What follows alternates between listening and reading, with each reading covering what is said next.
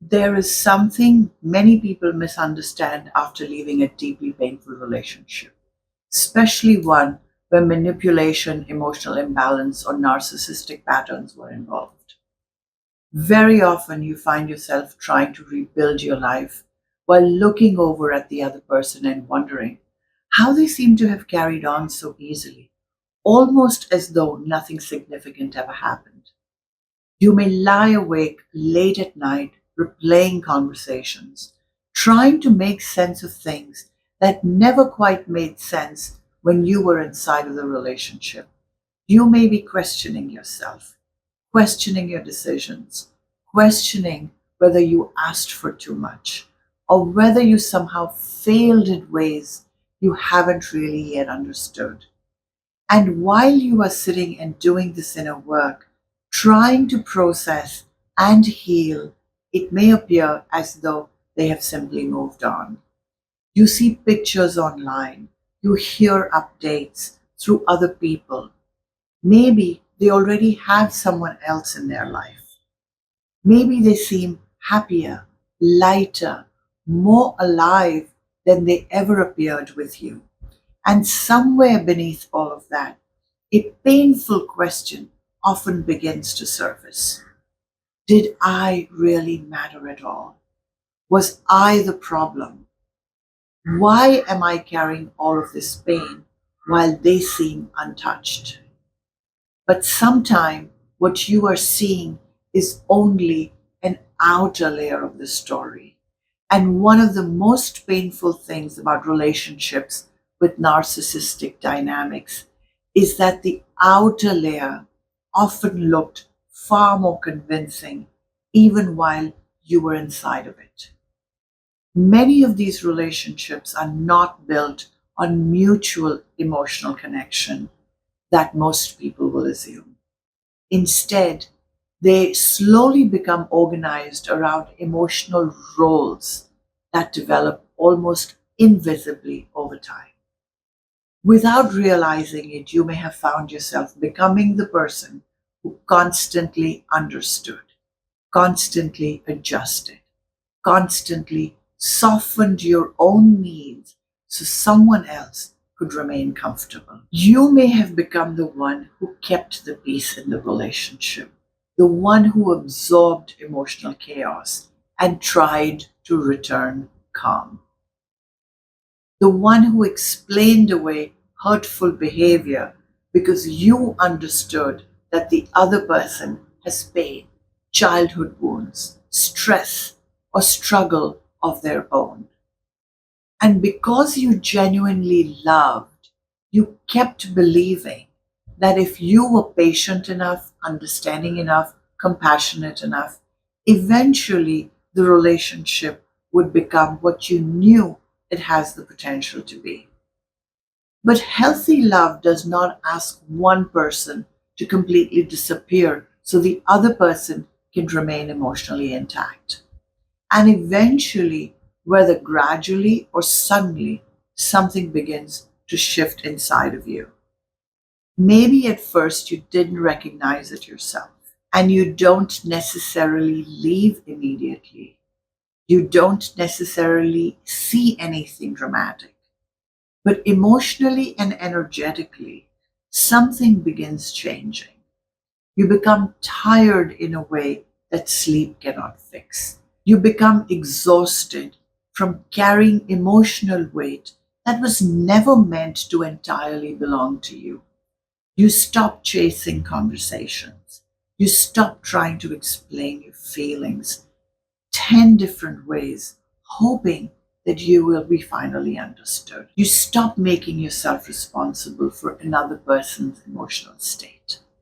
And often something surprisingly happens at this point. The person who seemed emotionally unavailable suddenly becomes available. The person who could not hear you before suddenly appears to hear everything. Suddenly, they call more, they text more, they apologize, maybe they even cry. They tell you that they finally understand and they promise that now things will be different. Now, this can become incredibly confusing because part of you has spent months or years waiting for this exact moment. You begin wondering whether this is finally the breakthrough you hoped for all along. There is an important question worth asking yourself in these moments. If someone was capable of meeting you with this level of presence now, why did your exhaustion become the doorway through which it finally arrived? Why did it take you finally pulling away for your needs to be suddenly become visible?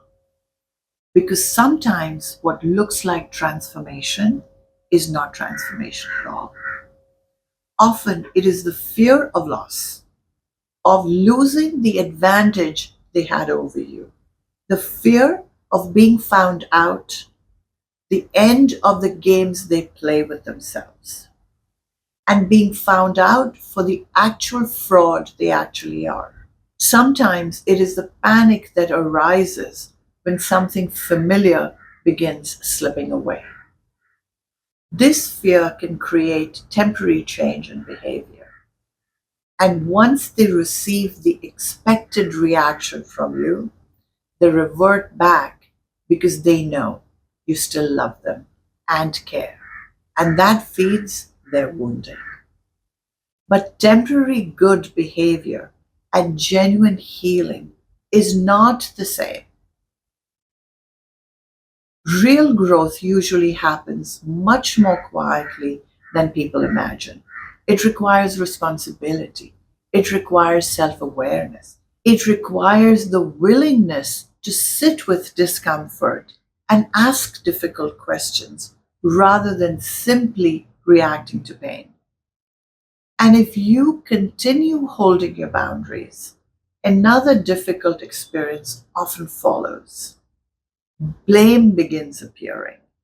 The story begins changing. And suddenly you have become too sensitive, too demanding, too distant, too selfish. And this is often the part that hurts the most because you begin watching your reality being rewritten in front of you.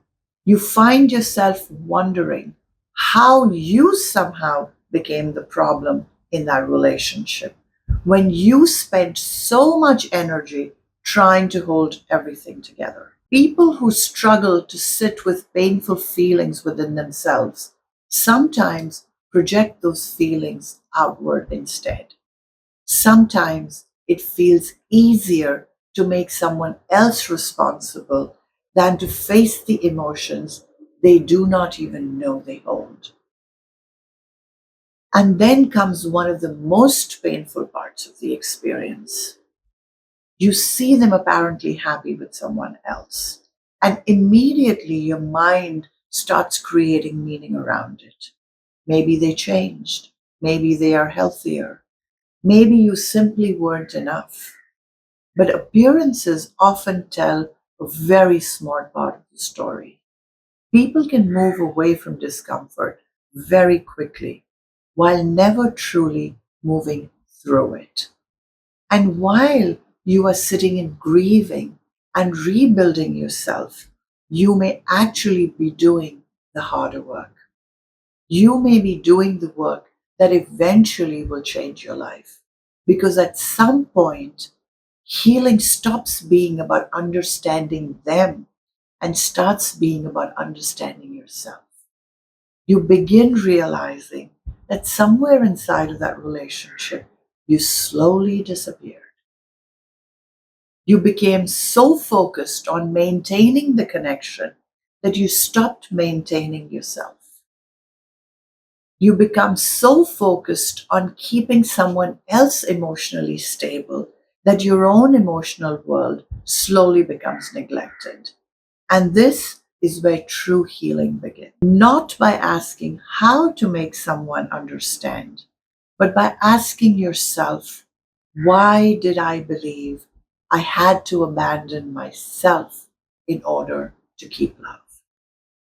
Because underneath many of the painful relationship patterns, there are much older beliefs quietly living underneath all of that.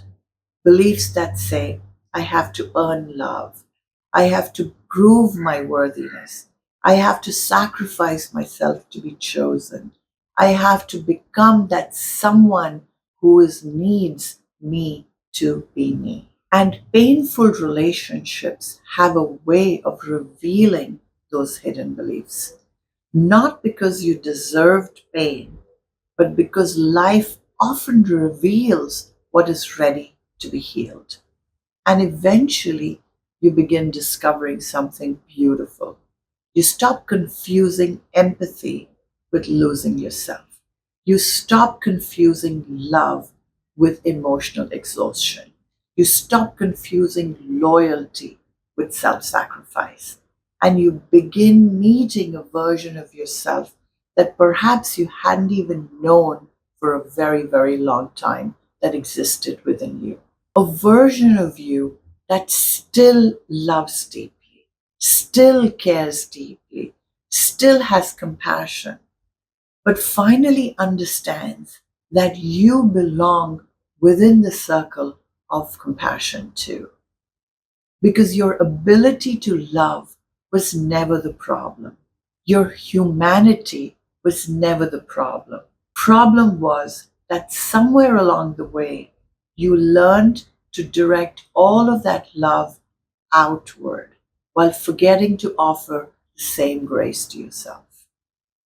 And if you are in that place right now, grieving, second guessing, wondering whether you made the wrong decision, remember this. Your responsibility was never to become the support system for someone else's emotional survival. Your responsibility is to come home to yourself, to discover who you are outside of fixing people, outside of proving yourself, and outside of carrying burdens that were never meant to be yours in the first place. Because on the other side of this process, there is a version of you waiting that is wiser, stronger, more conscious, and perhaps for the first time and in a very long time, fully free.